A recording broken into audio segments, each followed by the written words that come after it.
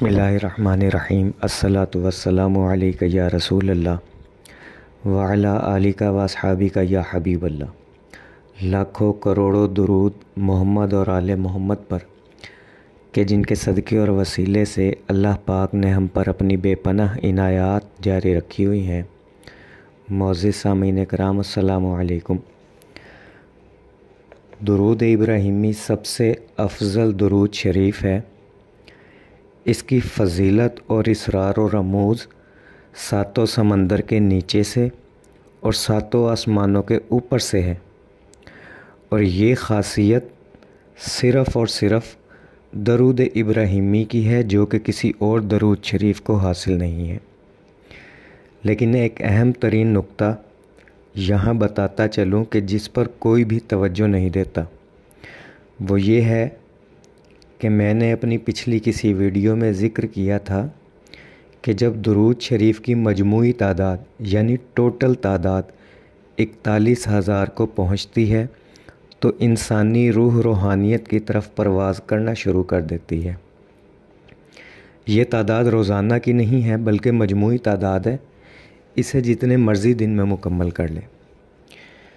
तो बहुत से अहबाब ने सवाल किया कि हमने तो अपनी ज़िंदगी में 41,000 से कहीं ज़्यादा दरूद शरीफ पढ़ लिया है, और बाज़ों ने कहा कि कई लाख की तादाद में दरूद शरीफ पढ़ लिया है, मगर हमें कहीं से रूहानियत की कोई किरण नसीब नहीं हुई।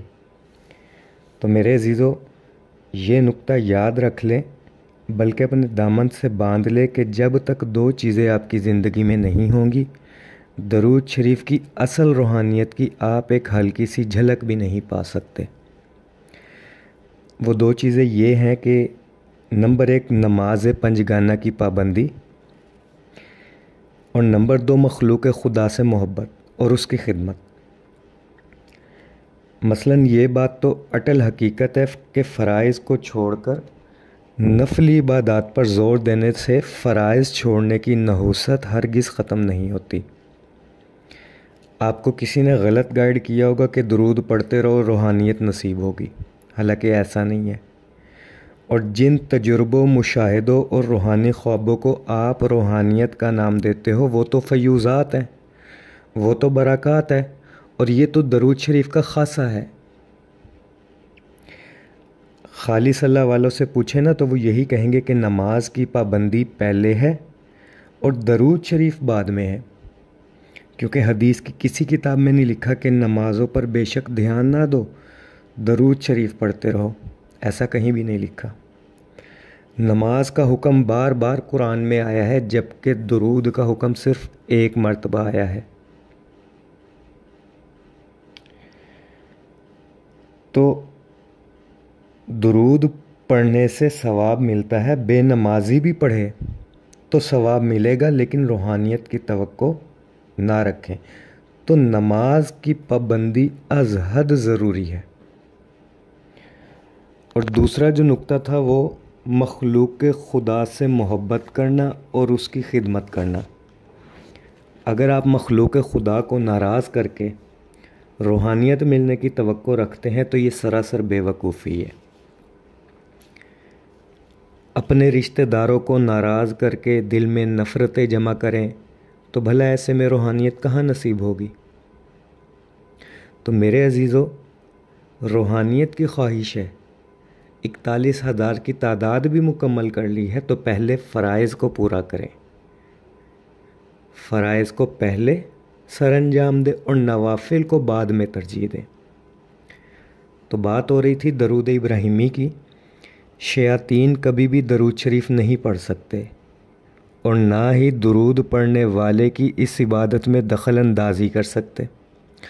दुरूद को हमेशा सालिहीन, मुत्तकीन, आशिकीन पढ़ते हैं, ख्वाह वो इंसान हो या नेक जिन्नात।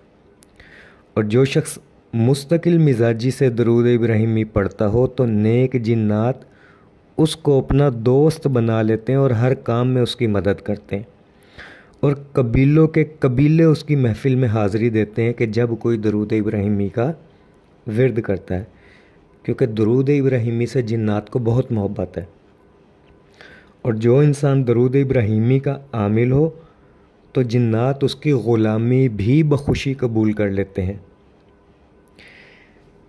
एक वाक़या सुनाकर अपनी बात को मुकम्मल करता हूँ, आपको बात अच्छे से समझ आ जाएगी। थोड़ी सी तवील ज़रूर होगी वीडियो, लेकिन जो पूरी वीडियो सुन गया, बात को समझ गया, तो इंशाअल्लाह अल्लाह के हुक्म से वो दुरूद इब्राहिमी का ख़ज़ाना लेकर उठेगा। ये सीनों का राज है जो आप तक पहुंचा रहा हूं, और किस्मत वाले ये होंगे जो एक एक लफ्ज़ को सुनेंगे, और जिनके नसीब में भी दुरूद इब्राहिमी की अफादियत नहीं लिखी, उन्हें किसी न किसी बहाने से ये फ़ज़ाइल और गुफ्तगू सुनने से रोक दिया जाएगा। हमारे पीरो मुर्शद दुरूद इब्राहिमी और जिन्नात का एक वाक़या बयान करते हैं। फरमाते हैं कि एक साहब मेरे पास आए और कहने लगे, जिन्नात ने बहुत तंग किया हुआ है, ज़िंदगी अज़ाब बना दी है, हर तरह का इलाज करवा के देख लिया, तमाम वजीफ़े पढ़ डाले, सारे आमिल आज़मा लिए, लेकिन मजाल है कि 1% भी फ़र्क पड़ा। अब तो आमिलों और वजीफ़ों पर से एतबार उठ चुका है, और मैं यहाँ आपके पास कोई वजीफ़ा लेने नहीं आया, क्योंकि अब मैं कोई वजीफ़ा पढ़ना ही नहीं चाहता। मैं बस आपसे दुआ करवाने आया हूँ, क्योंकि मैंने सुना है कि आप जो दुआ करते हैं वो कबूल हो जाती है। लिहाजा मेरे लिए दुआ कर दे कि अल्लाह पाक मुझे इन जिन्नात से निजात दे दे। तो मुर्शद करीम ने ये बात सुनकर कहा, अच्छा मैं आपको कोई वजीफ़ा नहीं देता पढ़ने को, बस एक काम कर लो, दुरूद इब्राहिमी पढ़ लो, चाहे सवाब की नीयत से पढ़ लो, खुला पढ़ते रहो। ये सुन के वो शख्स चला गया और खुला दुरूद इब्राहिमी पढ़ना शुरू कर दिया। पढ़ते हुए चंद दिन गुज़रे कि जिन्नात ने उस शख्स पे हाज़िरी दे दी और उसे कहने लगे कि अपने मुर्शद से कहो दुरूद इब्राहिमी तो हम भी पढ़ते हैं, लिहाजा कुछ और बताओ पढ़ने को। चुनांचे वो शख्स रोता धोता दोबारा से मुर्शद करीम की बारगाह में हाज़िर हुआ और कहने लगा, हुजूर जिन्नात कहते हैं दुरूद इब्राहिमी तो हम भी पढ़ते हैं, कुछ और बताओ पढ़ने के लिए। तो हज़रत वाला ने जब ये सुना कि जिन्नात कहते हैं कि दुरूद इब्राहिमी तो हम भी पढ़ते हैं, तो हज़रत वाला ने फरमाया, अगर वो जिन्नात दुरूद इब्राहिमी पढ़ते हैं तो इसका मतलब है वो शयातीन जिन्नात में से नहीं है, वो नेक जिन्नात है। ये मामला कुछ और है, ज़रूर इसमें कोई राज है, कोई तो ख़ास बात है। कुछ तो बात है कि वो जिन्नात दुरूद इब्राहिमी भी पढ़ते हैं, यानी नेक जिन्नात हैं, और तुम्हें तंग भी करते हैं। हालांकि नेक जिन्नात इंसानों को तंग नहीं करते। तो लिहाजा तुम इस दुरूद शरीफ यानी दुरूद इब्राहिमी को पढ़ते रहो, वो जिन्नात ख़ुद हाजिर होकर तुमसे मुलाकात करेंगे, बात करेंगे। चुनांचे वो शख्स दुरूद इब्राहिमी खुला पढ़ता रहा, नागा नहीं किया। तो एक रोज़ दोबारा से जिन्नात की हाज़िरी हुई, तो उसने पूछा कि तुम नेक जिन्नात हो और दुरूद इब्राहिमी भी पढ़ते हो, इसके बावजूद हमें तकलीफ़ देते हो। तो वो कहने लगे कि जिस शख्स ने तुम्हें दुरूद इब्राहिमी पढ़ने को बताया, हम उससे मिलना चाहते हैं, उससे बात करना चाहते हैं। तो वो शख्स दोबारा से मुर्शद करीम की खिदमत में हाज़िर हुआ और सारा वाक़या कह सुनाया। मुर्शद ने फरमाया, तुम दुरूद इब्राहिमी पढ़ना शुरू करो। चुनांचे उस शख्स ने दुरूद इब्राहिमी पढ़ना शुरू किया। कुछ देर बाद उस शख्स की आवाज़ बदलना शुरू हो गई, आंखें सुर्ख होकर ऊपर को चढ़ गई और जिन्नात ने हाज़िरी दे दी और मुर्शद करीम को सलाम करके अर्ज़ गुज़ार हुए कि हमें आपसे मिलने का बड़ा इश्तियाक था, क्योंकि आप मखलूक खुदा से मोहब्बत करने वाले इंसान हो और मखलूक खुदा की बहुत खिदमत करते हो। तो हज़रत वाला ने सलाम का जवाब देकर फरमाया, क्या वजह है कि बावजूद सालिहीन में से होकर इंसानों को तंग करते हो? कहने लगे, हज़रत इसने और इसके घर वालों ने हमें बहुत तकलीफ़ दे रखी है। अच्छा, अगले जुमले को ध्यान से सुनिएगा, ये हम सब के लिए लम्हा फ़िक्रिया है। हम अक्सर अब आप कहते हैं कि हम पे जादू है, बंदिश है। क्यों है ये चीज़? इस चीज़ को अगले जुमले में तलाश कीजिएगा। तो मुर्शद करीम ने सलाम का जवाब देकर पूछा कि क्या वजह है, बावजूद सालिहीन में से होकर इंसानों को तंग करते हो? तो कहने लगे, हज़रत, इसने और इसके घर वालों ने हमें बहुत तकालीफ़ दी है। हम इसके घर में रहते हैं, इबादत करते हैं, दरूद इब्राहिमी पढ़ते हैं और ये मौसीकी की आवाज़ों से, फ़िल्मों की आवाज़ों से हमारी इबादत और दरूद शरीफ के विर्द में खलल डालते हैं। नीज़ ये कि ये अपने घर की सफाई नहीं रखते, बहुत गंदगी होती है जिससे हमारा उठना बैठना मुश्किल हो जाता है। हज़रत वाला ने फरमाया, ये इंसान है, इस बात को समझने से माजूर है, लिहाजा इसकी तरफ से मैं माफ़ी मांगता हूँ, बल्कि मिन्नत करता हूँ कि इसको माफ़ कर दो। तो कहने लगे, ठीक है, फिर आप ही इन्हें समझा ले, अगर ये आपकी बात मान लेते हैं तो हम इन्हें तंग नहीं करेंगे। हज़रत वाला ने फरमाया, तुम इनका घर छोड़कर कहीं और क्यों नहीं चले जाते? कहने लगे, बाप दादा का घर कौन छोड़ता है, ये तो कल के मकीन है, हमारी उम्रें तो हज़ारों साल होती हैं, तो हम क्यों और कैसे अपना ठिकाना तब्दील करें? लिहाजा इनको समझाएं कि ये अपने घर को साफ़ सुथरा रखे, मौसीकी के आलात घर से निकाल दे और दरूद इब्राहिमी कसरत से विर्द करे। और अगर ये दरूद इब्राहिमी की महफ़िलें अपने घर में सजाने लग जाएं तो हम इनके दोस्त बन जाएंगे और इनके हर काम में इनकी मदद करेंगे। तो हज़रत वाला ने फरमाया, दरूद इब्राहिमी में ऐसा क्या राज है कि अगर ये शख्स और इसके घर वाले अपने घर में महफ़िल सजाने लग जाए तो तुम इनके दोस्त बन जाओगे और हर काम में इनकी मदद करोगे? तो कहने लगे, दरूद इब्राहिमी सबसे अफजल दरूद है, इसकी फ़जीलत और इसरार सातों समंदर के नीचे से और सातों आसमानों के ऊपर से है।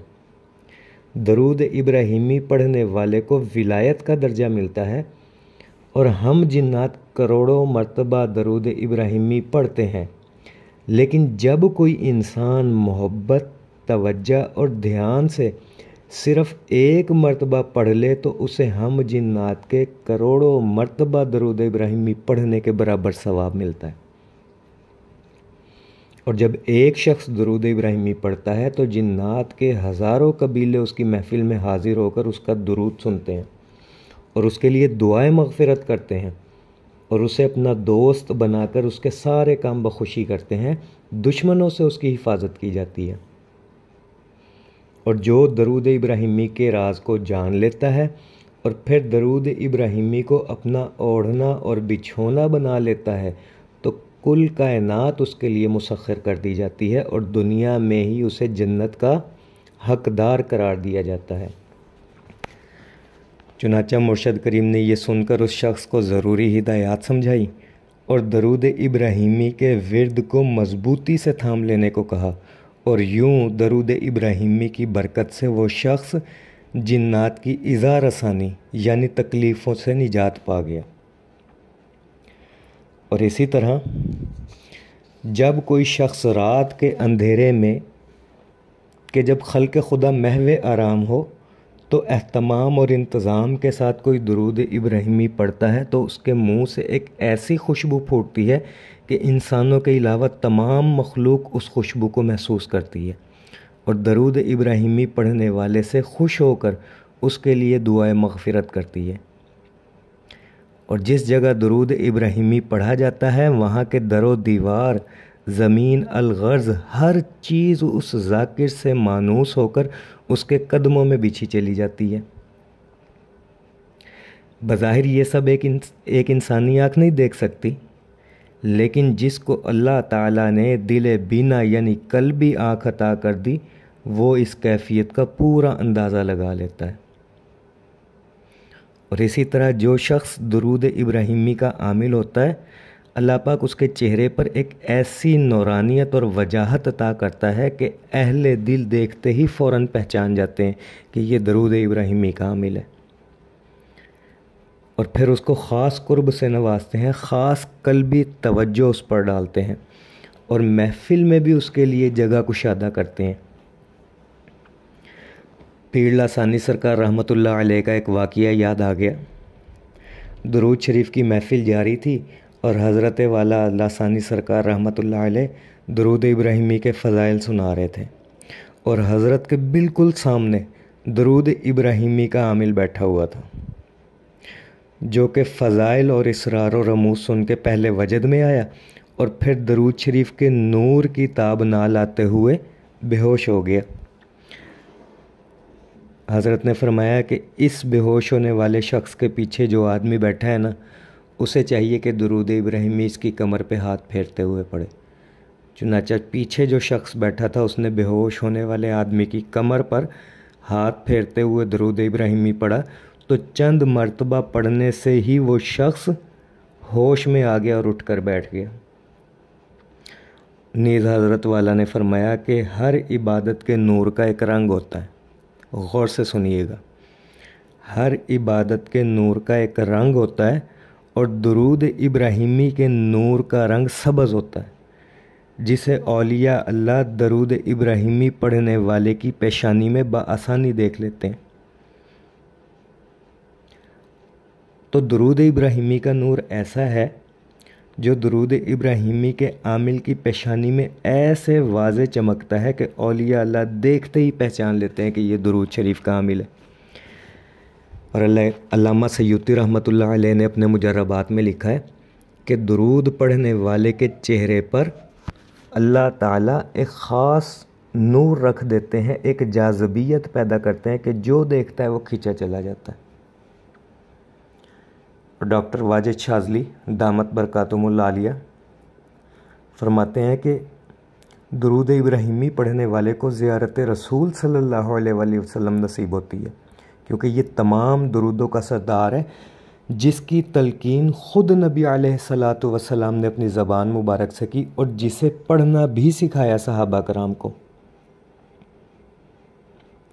और दरूद इब्राहिमी पढ़ के जो भी अमाल किए जाते हैं वो तमाम के तमाम कबूल कर लिए जाते हैं। इसीलिए बुज़ुर्गान दीन इस बात पर ज़ोर देते हैं कि दरूद इब्राहिमी किसी भी वजीफ़े के अव्वल व आखिर लाजमी पढ़ना चाहिए 11-11 मरतबा। और जिस दुआ के अव्वल आखिर और दरमियान में दरूद इब्राहिमी हो वो दुआ ज़रूर ज़रूर ज़रूर कबूल होती है। ना सिर्फ दुआ कबूल होती है बल्कि दरूद पढ़ने वाला भी कबूल हो जाता है, मकबूल बन जाता है। तो मेरे अजीज़ों, दरूद इब्राहिमी की तो जितनी फ़जीलतें बयान करें, जितने मुशाहिदे सुनाए कम हैं। अभी पिछली एक वीडियो में आपने वो मुशाहिदा सुना होगा कि 3 दिन से तुम्हें ढूंढ रहा हूँ।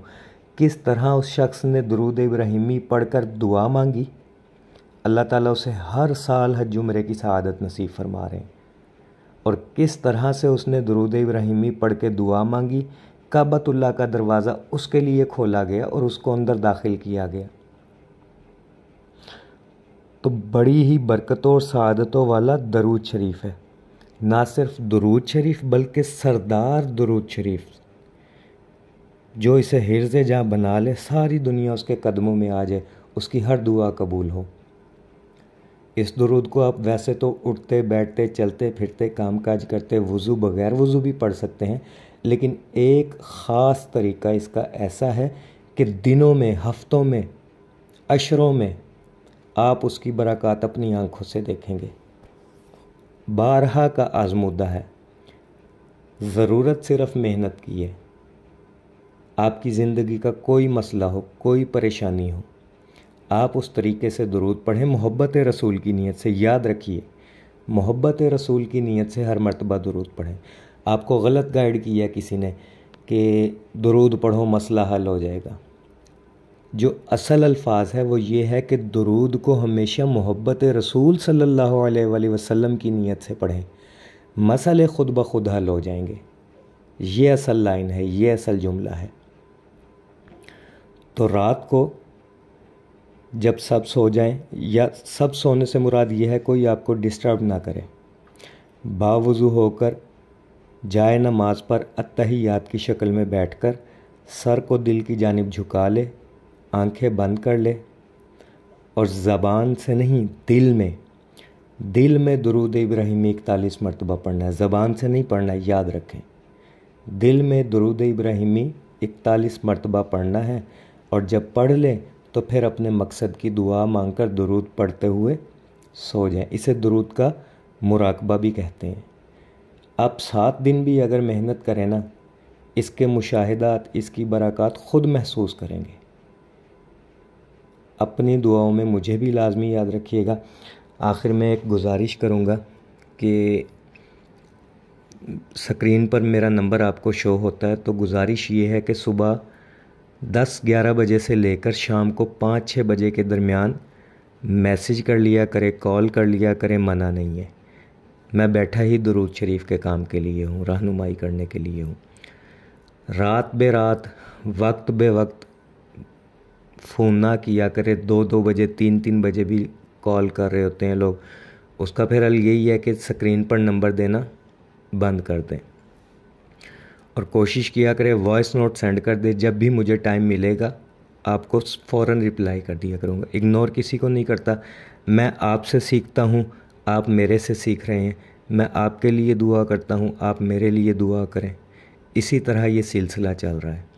सबको जवाब मिलेगा, सबको रिप्लाई करता हूँ। कुछ लोग हवाई घोड़े पे सवार होके आते हैं, फ़ोन पर फ़ोन, मैसेज पे मैसेज।